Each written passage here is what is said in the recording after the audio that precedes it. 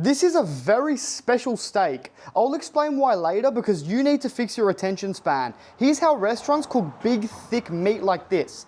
It's not how you think. They add some charcoal and then they add some wood for smoky flavor. Now, as for the steak, extra virgin olive oil and a bunch of coarse salt. And as usual, use way more than you think you need. You pretty much cannot oversalt a steak this big. Season all sides too. Start with the fat cap and let the charcoal work its magic. What I'm trying to do is render all that fat down. As it hits the fire, it's gonna flare up. But that is okay because I have a cold part of the grill. This is control. I'm trying to sear my steak, not burn it. It's all about cooking it evenly, so I want to keep my steak moving. When any chef cooks a thick steak, they're constantly flipping every 60 seconds or so.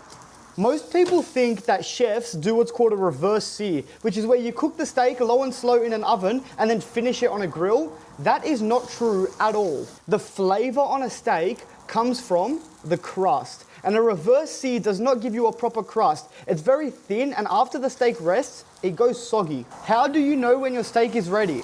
Well, for me, it's simple. I just touch it. If it feels like the texture of a steak that I want to eat, then I would say that it's ready. Let's let it rest for 10 minutes. Now, while it rests, and before we cut into it to see if it's perfectly cooked or ruined, the reason this steak is so special and expensive is because it was made in a lab. Galician cattle is the most prized beef in the world. How do you get it in Australia? You can't, they don't export it. But 8 years ago, an Australian farmer managed to get onto a commercial airline a Galician cattle embryo. Brought it back to Australia, they implanted it into an Australian Wagyu cattle, and this steak was born. Look it up, it's called Rubia Galega. I can and probably will eat this whole thing.